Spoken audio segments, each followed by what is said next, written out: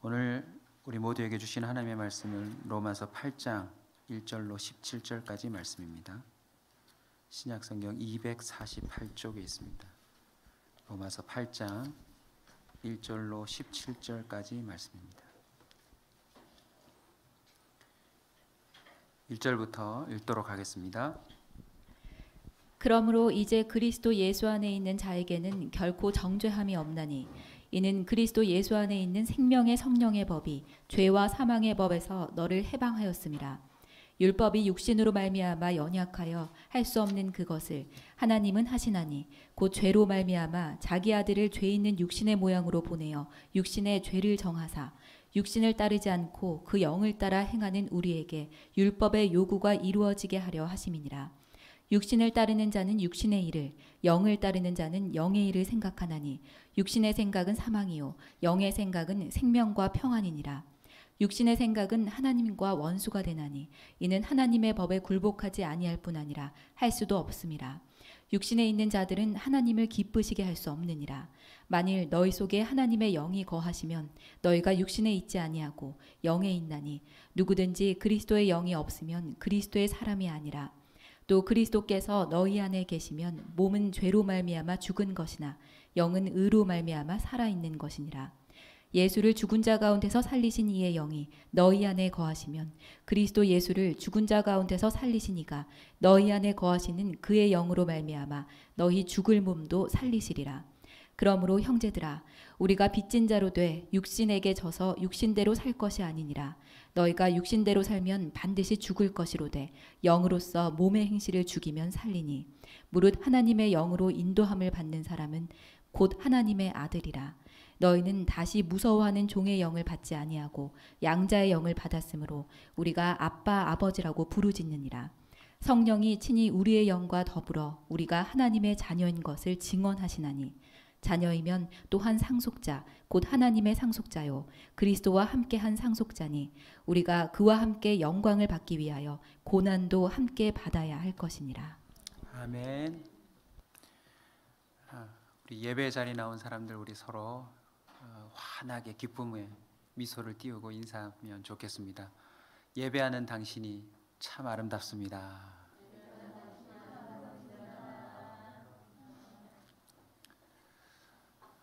새해 두 번째 주일입니다. 기쁨을 주제로 삼은 올해 저는 우리 성도들이 이 빚을 갚는 기쁨을 좀 누렸으면 좋겠다 하는 소원함이 있습니다. 빚이 무엇입니까? 꾸어 쓴 것으로서 남에게 갚아야 할 돈을 의미합니다. 우리 성도들 삶을 보니 크고 작은 이 빌려 쓴 돈들이 제법 되더라고요. 돈뿐만이 아닙니다. 남에게 받은 도움, 그리고 남에게 끼친 폐, 이 모든 걸 빚이라고 표현하기도 합니다. 흔히 또 신세 졌다 이렇게 말을 하기도 하지요. 저와 여러분의 삶을 면면히 뒤돌아보면 갚을 수 없는 큰 빚을 지고 있을 겁니다. 돈이든지 받은 도움이든지 누군가에게 끼친 폐라든지 아마 우리가 생각지도 못하고 있는 빚이 어마무시하게 있을 거예요. 올해 이런저런 그 빚들을 갚는 기쁨을 우리 모두가 함께 누리길 주의 이름으로 축복합니다. 이렇게 말하니까 또 우리 성도님들이 이렇게 말하시는 분이 혹시 있으실 것 같아요. 속으로 하늘에서 돈이 뚝 떨어졌으면 좋겠다. 빚 좀 갚게. 간간히 신문에 나오는 것처럼 로또 1등이 당첨되어서 나도 한번 모든 빚을 청산하고 새롭게 시작하고 싶다. 목사님 기도해 주세요. 기도 안 할랍니다. 돈부터 갖고 싶은 마음이 크죠. 하지만 우리가 꼭 기억해야 될 것이 있습니다. 빚 갚는데도 우선순위가 있어요. 먼저 해결해야 될 빚이 있습니다. 오늘 바울의 고백을 통해 그 가장 먼저 갚아야 될 빚에 대해서, 그 절차에 대해서 지혜를 발견할 수 있습니다. 12절 한번 볼까요? 그러므로 형제들아 우리가 빚진 자로 돼 육신에게 져서 육신대로 살 것이 아니니라. 육신에게 져서 육신대로 살면 안 된다. 바울의 이 고백을 통해서 첫 번째로 발견할 수 있는 게 뭔지 아세요, 여러분? 우리는 육신에게 져서 지게 된 빚을 먼저 주목해야 합니다.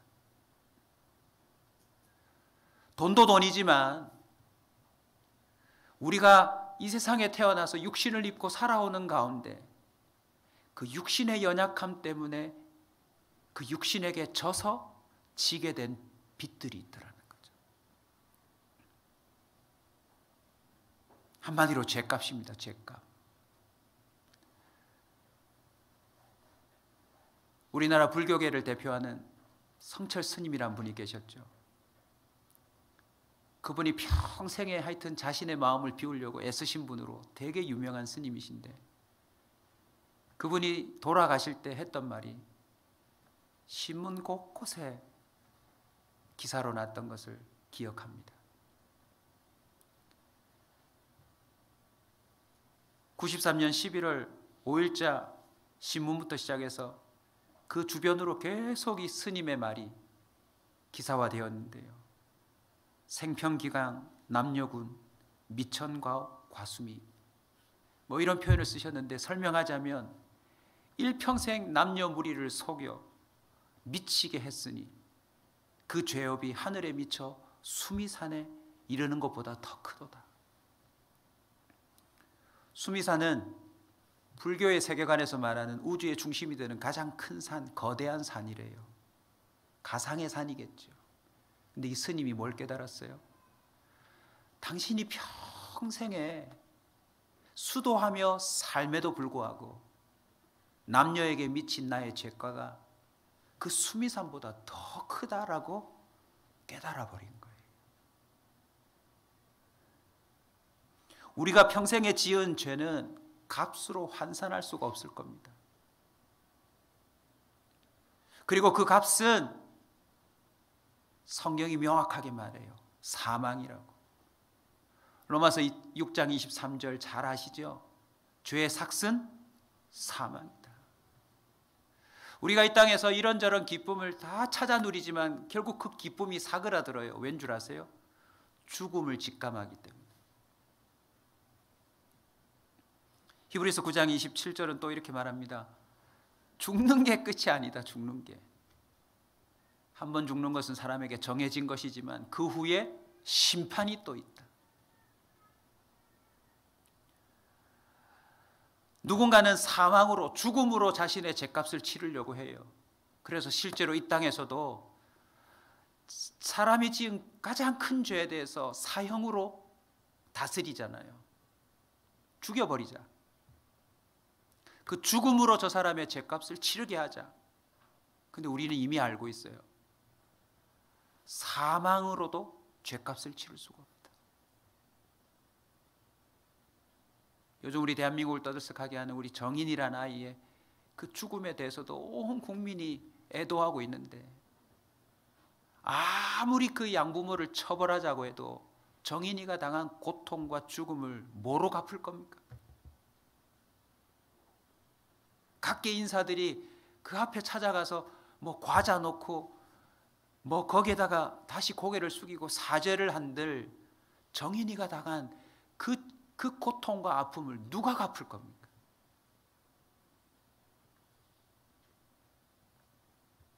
성철 스님은 그 죄의 어마무시한 크기를 깨닫고 그냥 덧없이 떠나버리셨지만, 바울은 그 빚을 해결하는 은혜를 입었어요. 그리고 우리에게 성령의 감동으로 이 편지를 남겨둔 겁니다. 자꾸 빚 얘기를 하니까 좀 시작부터 무겁다, 그죠? 우리 성도들 중에도 상담을 하다 보면 실제로 이 돈에 이 빚이 커서 좀처럼 예배 때, 좀처럼 이 양육 때 기쁨을 못 누리는 사람들이 많아요. 돌아서면 갚아야 되니까. 그러다가 종종 이런 경험을 합니다. 목사님, 좋은 일이 생겼어요. 그래서 저는 빚을 갚은 줄 알았어요. 그게 아니고 이자가 싼 대출을 받아가지고 이자가 높은 빚을 갚았다고 너무 좋아하더라고요. 들어보셨죠? 햇살론 뭐 이런 거. 햇살론만 있는 게 아니더라고요. 제가 좀 찾아보니 빨리론, 희망론, 네. 요즘은 묻지 않고 주는 론, 3분 만에 나오는 론, 별게 다 있더라고요. 저와 여러분이 육신에게 져서 지게 된 빚이 너무나도 커서 사실 우리가 기쁨을 못 누리고 사는 거예요. 그걸 어찌 해보려고 해도 그걸 상쇄시킬 만한 세상에 그 어떤 도구도 없어요. 그래서 마음 한켠에 늘 미안한 마음을 갖고 죄책감을 갖고 뭔가 풀리지 않는 커다란 숙제를 안고 살아가는 것처럼 우리 심령 속에, 우리의 실생활 속에 근심의 그늘이 덮여져 있잖아요. 제가 소개한 우리 성도들의 기쁨을 좀 비유하자면 이렇습니다. 오늘 대출을 갈아타자. 제가 오늘 소개하는 이 바울이 발견한 론이 뭐냐면 예수 그리스도의 은혜론.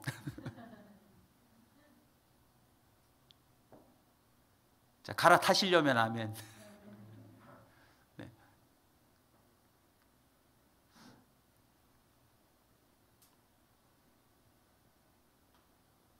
다르게 표현하면 온사론. 1절을 보시면 예수 그리스도의 은혜론으로 갈아타는 비결이 무엇입니까? 그러므로 이제 그리스도 예수 안에 있는 자에게는 결코 정죄함이 없나니.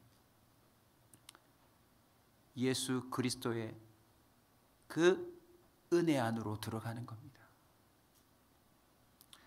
자신이 갚아야 할 죄를, 그 값을 예수께서 대신 갚아주셨다는 사실을 믿음으로 말미암아 이 대출 신청이 가능합니다.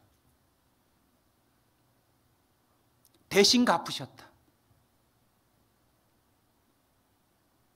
이자가 싼, 그 금리가 싼 돈을 빌려서 내가 감당하지 못했던 고리의 빚을 갚는 사람이 요즘 얼마나 많은지 모릅니다.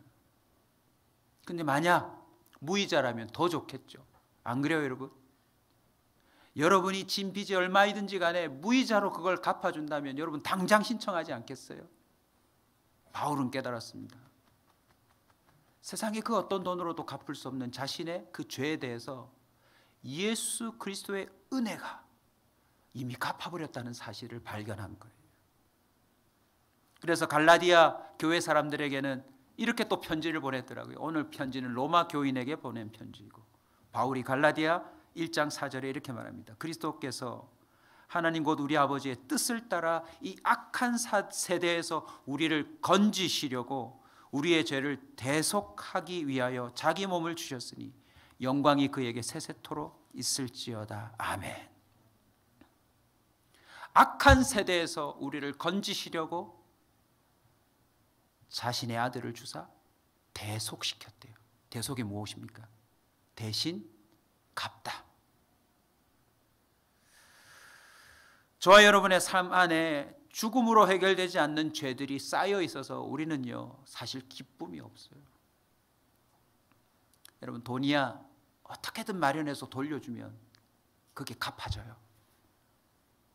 그런데 마음의 상처는 어떻게 갚죠?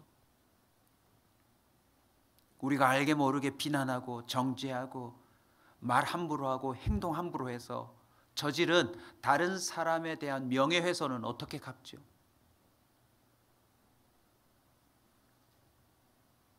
알고 지은 죄, 모르고 지은 죄, 그 어찌 다 갚을 겁니까? 우리의 인생에는 나도 모르는 죄가 너무나도 많아요. 그리고 그뿐인가요? 발각되지 않은 죄도 너무너무 많아요.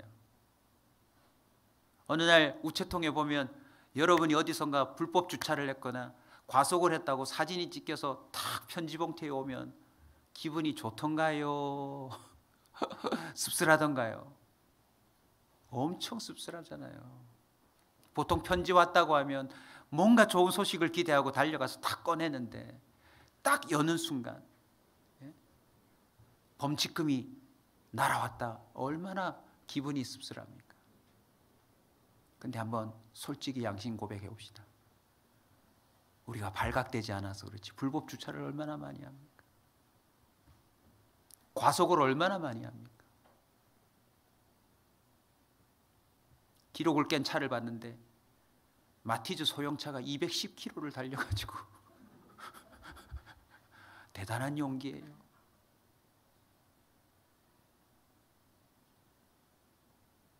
우리는 죄를 안 지을 것 같은데 발각되지 않은 죄들이 너무나도 많아요. 죽음으로 해결되지 않는 죄들, 그 값을 우리가 어찌 갚을 수 있겠습니까? 근데 바울이 말해요. 예수님께서 그것을 갚으셨다고. 많은 사람들이 내 새끼 죽였으니 네 자식도 죽이자 하지만 그 자식을 죽인들 갚아지나요? 왜요? 똑같은 죄인인데. 내 자식이 아닌데. 내 자식이 돌아오는 것도 아닌데. 그래서 인간의 모든 죄들을 종합해 볼 때 신이 직접 죽지 않으면 이 값은 갚아지지 않는다는 판결이 나온 거예요. 그래서 예수님께서 오셔서 죽으셨는데 죽기만 했나요? 이 땅 가운데서 가장 심각한 고통을 서서히 받으며 죽었어요. 저와 여러분이 알게 모르게 지은 죄는 예수님이 받았던 비난 속에 다 들어 있습니다. 그가 받았던 살점이 떨어지는 채찍질의 그 횟수와 맞먹습니다. 그뿐인가요? 무릎과 발목이 으스러질 정도로 단 한 발짝도 떼기 힘든 십자가의 무게를 오롯이 홀로 지고 그 언덕길을 한 걸음 한 걸음 가야 해소될 수 있는 무게들이에요.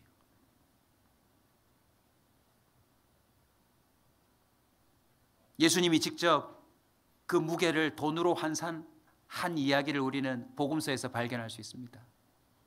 1만 달란트. 1만 달란트를 1일 노동자 임금으로 오늘로 환산하면 얼마인 줄 아세요, 여러분? 16만 년을 일해야 벌 수 있는 돈입니다. 16만 년. 하루도 쉬지 않고 그 돈을 쓰지 않고 모아야 가능한 돈이 몇 년 동안요? 16만 년요. 그게 1만 달란트래요. 우리 주님이 갚아주신 그 돈이 성철 스님이 말했던 수미산보다 더 큰 죄값에 해당하는 것이라는 것을 예수님이 말씀해 주신 겁니다.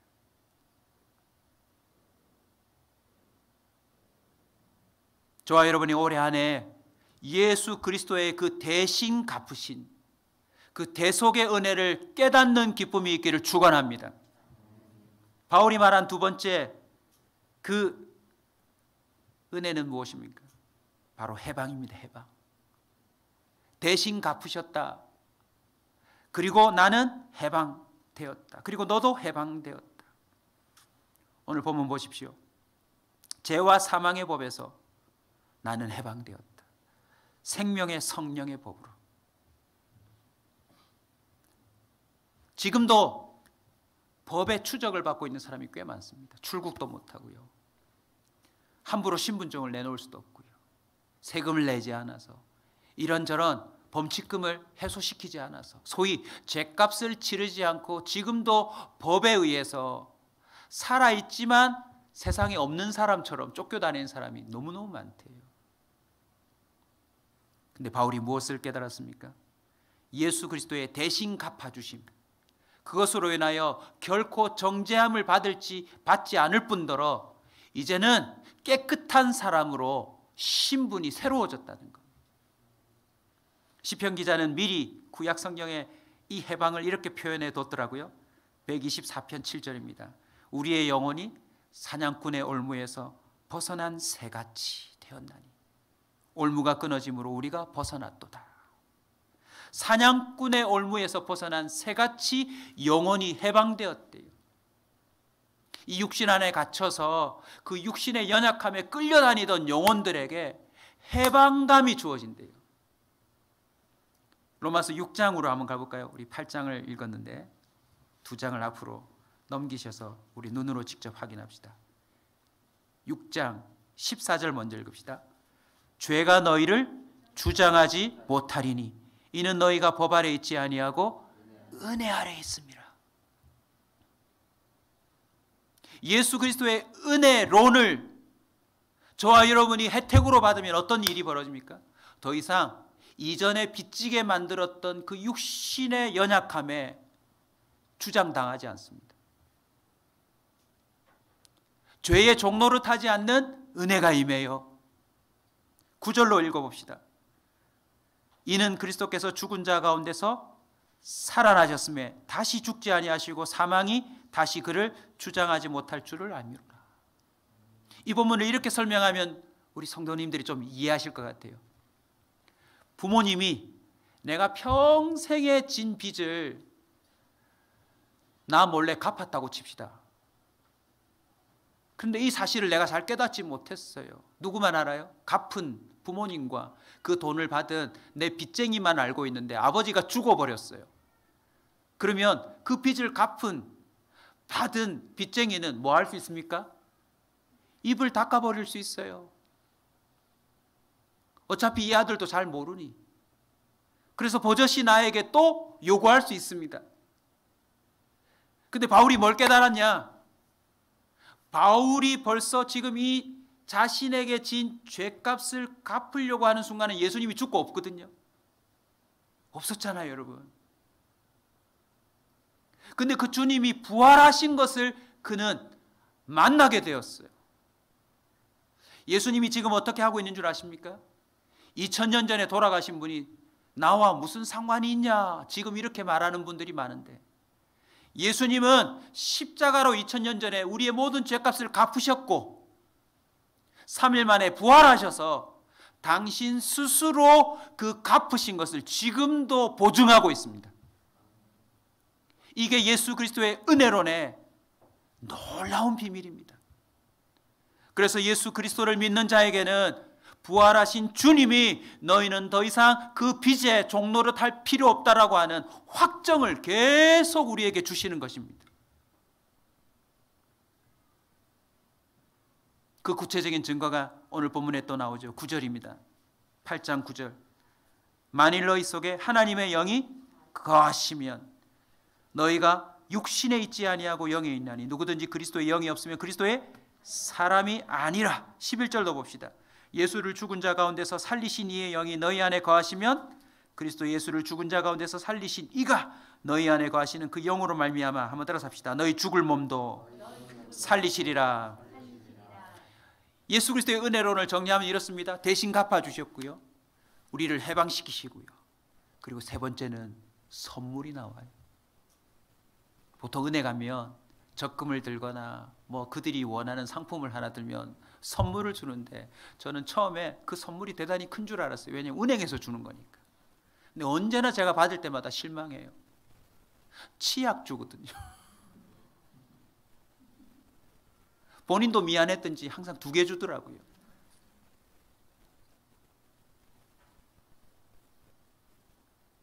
그리고 좀 큰 돈을 빌리신 분은 명절 때마다 샴푸 세트 줄 거예요. 내가 돌려내는 이자보다는 훨씬 작은 거죠.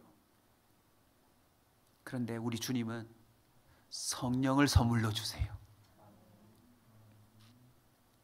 예수 그리스도의 은혜론을 받은 사람에게는 내가 육신에게 져서서 평생에 지었던 죄값을 주님이 이미 치르셨다. 그것으로 인하여서 나에게도 행정적인 은혜를 주실 뿐만 아니라 그것을 보장하기 위해서 법적으로도 해방시켜 주세요.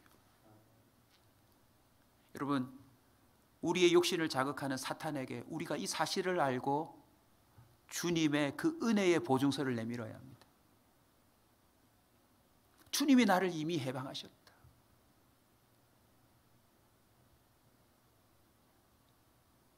성령을 선물로 주셔서 우리에게 어떤 삶을 가능케 하십니까? 육신의 그 지던 삶을 이기는 삶으로 바꾸세요.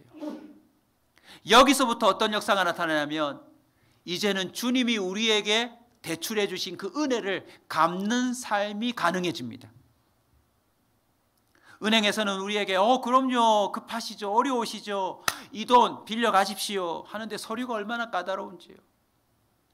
간신히 통과하고 나면 그 다음 달부터는 정말 냉정하게 이자만 받든지 아니면 원금까지 싹싹 받아갑니다. 그리고 잘 갚으면 칭찬해 주듯이 명절 때 샴푸 세트 좀 보내주죠. 그러나 우리 주님은 어떤 분입니까? 예수 그리스도의 그 대속을 믿는 자들에게 실질적인 해방을 선언해 주시고 성령을 선물로 주셔서 이제 네가 나에게 받은 이 은혜는 성령의 이끄심을 따라 살아감으로 갚으면 된대요. 할렐루야. 거짓말하는 것, 도둑질하는 것, 교만한 것, 시기하는 것, 질투하는 것, 정말 돈으로 환산할 수 없는 기묘하고 묘한 죄들을 짓던 우리들이요, 우리 안에 선물로 받은 성령으로 말미암아 그것을 하나하나 끊어내기 시작합니다. 할렐루야. 그뿐입니까? 이제는 성령의 이끄심으로 말미암아 몸의 행실을 죽일 뿐만 아니라 성령으로 말미암는 선한 행실이 나오기 시작해요. 그 행실로 말미암아 주님의 은혜를 갚아나가는 삶이 가능하도록 주님이 직접 역사하신다는 거죠. 13절 14절 보십시다. 너희가 육신대로 살면 반드시 죽을 것이로되 영으로서 몸의 행실을 죽이면 살리니 무릇 하나님의 영으로 인도함을 받는 사람은 곧 하나님의 아들이라. 성령의 이끄심을 따라 살아가면 마치 하나님의 아들이 된 것처럼 사람들에게 진 돈뿐만 아니라 진 신세까지도 갚아나가는 삶이 가능합니다. 그래서 여러분, 돈을 갚는 것보다 사실 더 중요한 게 예수 그리스도의 은혜론으로 말미암아 저와 여러분이 하나님의 자녀가 되는 게 중요해요. 우리에게 선물로 받는 그 성령으로 말미암아 충만해야 그 성령으로 말미암는 성실함이 회복됩니다. 정직함이 회복됩니다. 거룩함이 회복됩니다. 그래서 그 속에서 이제는 실제로 갚을 수 있는 여력이 그 사람에게 생겨나는 거예요. 여러분, 빚진 사람들을 대부분이 보면 어리석어요. 미련해요. 그 빚을 질 수밖에 없는 악한 습관을 갖고 있어요. 게으름을 갖고 있어요. 그것이 해결되지 않고서는 그 돈을 갚을 수도 없고, 혹시 갚는다 할지라도 돈은 갚았을지 모르지만 그 사람은 정말 수미산보다 높은 그 죄들을 해결하지 못하고 가요.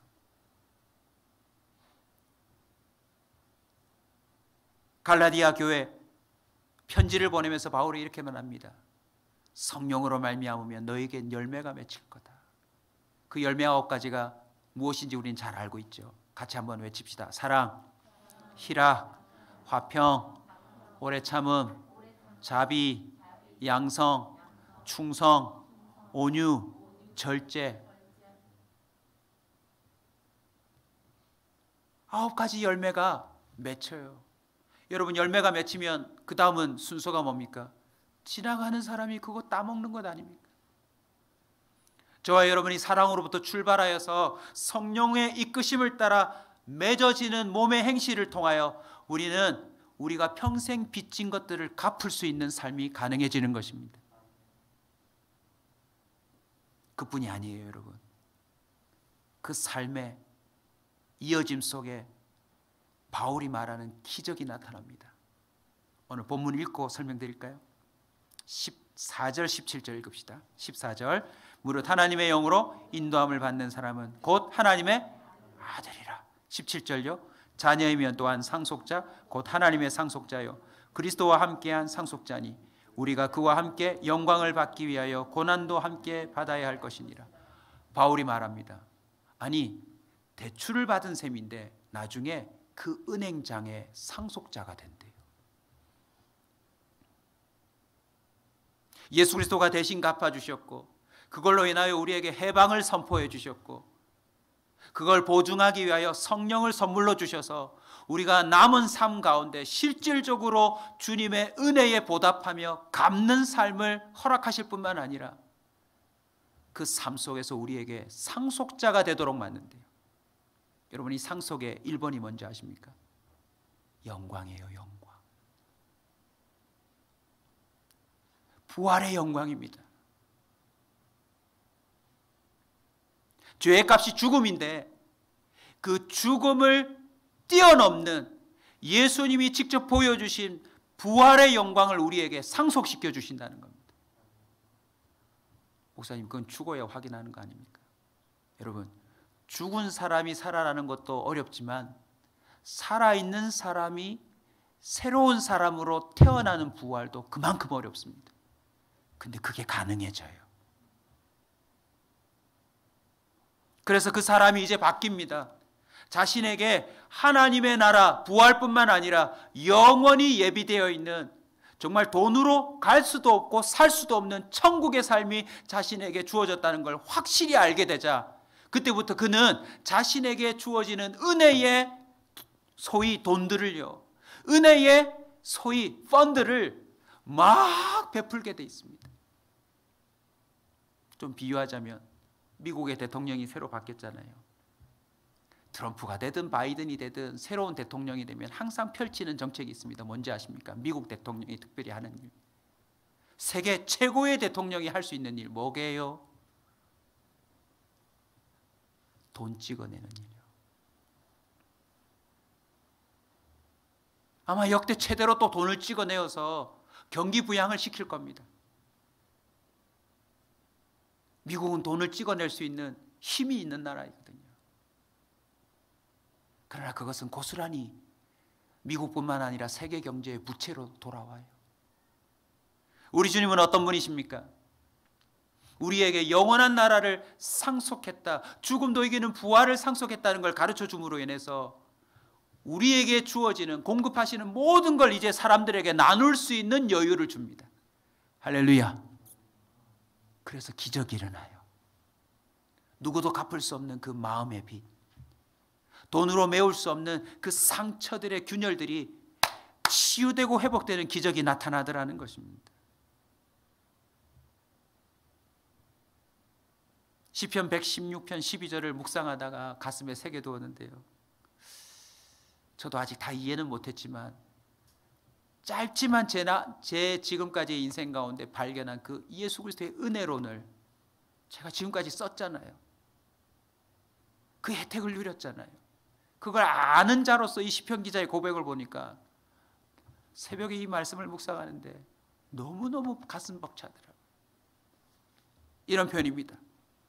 내게 주신 모든 은혜를 내가 여호와께 무엇으로 보답할까? 무엇으로 보답할 수 있을까요? 성령 충만하여 내가 생각하고 말하고 행동함으로 살아가는 것, 그게 결국은 보답하고 갚는 것이었습니다. 이걸 깨닫고 나니까 더 기뻤어요. 왜요? 이건 내가 노력해서 갚는 게 아니거든요. 아니, 하나님이 나에게 예수 그리스도라고 하는 그 대속의 은혜를 주셨고, 그 예수 그리스도의 영이신 성령까지 선물로 나에게 주심으로 인해서 내가 그것을 갚고 살도록 그 장치까지 하나님이 다 해놓으신 거예요. 바로 하나님을 기쁘시게 하는 삶입니다. 한 해 동안 우리가 기쁨의 주제로 갈 건데요, 여러분 이 말을 기억해 두시면 좋겠어요. 하나님을 기쁘시게 할 때 우리에게 가장 큰 기쁨이 옵니다. 그 기쁨이 무엇입니까? 죄인인 하나님의 형상인 자녀들이 스스로 갚을 수 없는 걸 아버지 되신 하나님이 갚아주셨고 회복시켜 놓았더니 이제는 하나님의 뜻대로 살아가는 것, 그게 하나님이 가장 기뻐하시는 것이고, 그 삶은 곧 나의 기쁨이요, 나와 함께 살아가는 가족의 기쁨이요, 나를 아는 동시대의 모든 사람들에게 기쁨이 된다는 걸 믿으시길 축원합니다. 대표적인 삶을 살았던 사람들이 참 많은데 이 바울의 이 심정을 고스란히 깨닫고 그 은혜론의 혜택을 받고 이제는 그 은혜론으로 또 다른 사람에게 자랑하고 소개하는 사람이 있어 소개하려고 합니다. 저희 교회가 첫 주는 신령감사의 설립기념 감사주일이고요. 매년 둘째 주는 선교주일로 지키는데 이 선교사님 한번 소개하려고 합니다. 루비 캔드릭이라고 하는 선교사님인데요. 1907년에 우리나라에 와서 8년에 죽어요. 25세의 청년인데 8개월 만에 한국에서 죽습니다. 텍사스의 어느 선교 모임에 갔다가 바울이 말하는, 예수 그리스도가 말하는, 베드로가 말하는 그 죄의 값을 갚는 은혜의 복음을 듣고 가슴에 불이 붙어가지고 조선의 선교사로 와요.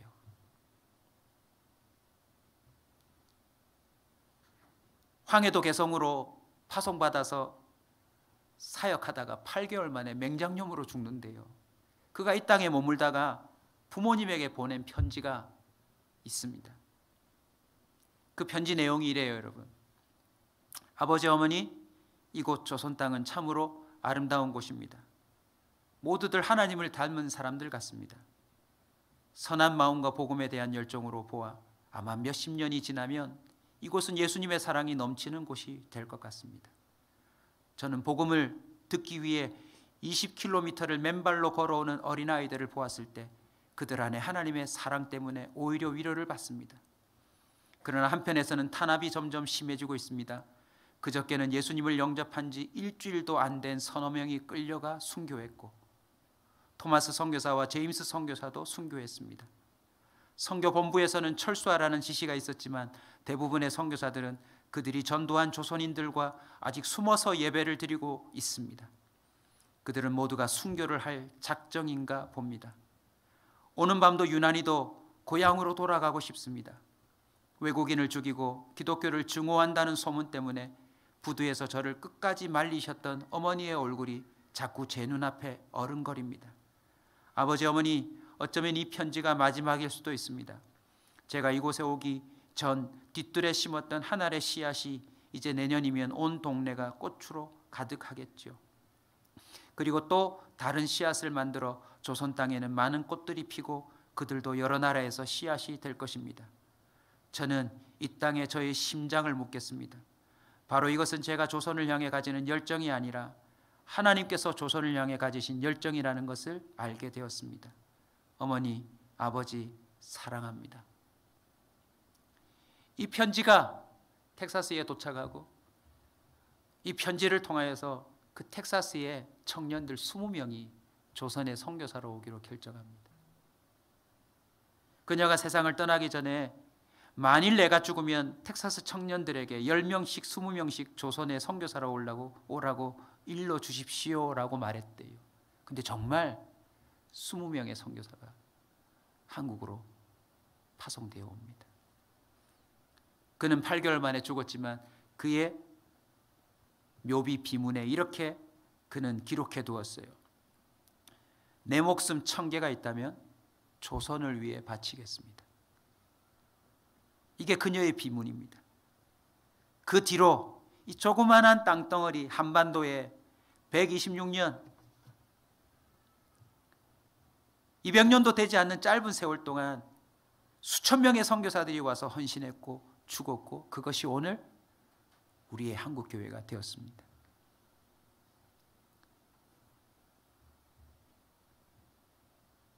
(20대) 젊은 아가씨가 단 8개월간 이 먼 나라에 와서 주님의 사랑을 갚는 삶을 살았을 뿐인데 그로 인하여 또 20명의 사람이 그 이후에 헤아릴 수 없는 수많은 사람들이 예수 그리스도의 은혜를 입고 죄값을 해결하고 온전한 그리스도인이 되고 영원한 천국에 이르렀다고 하는 이 사실을 우리는 놓치지 말아야 되겠습니다. 대한민국은 빚진 나라입니다. 그 어떤 부채보다도 이런 선교사님들의 그 복음의 헌신에 빚진 나라입니다. 오늘 이 아침에 새해를 시작하며 다시 한번 예배하는 우리 온사 그리스도인들이 예수 그리스도의 은혜론을 온전히 깨닫기를 축원합니다. 우리는 남아있는 삶 동안 성령의 사람으로 우리가 받은 은혜를 보답하고 살아야 할 것입니다.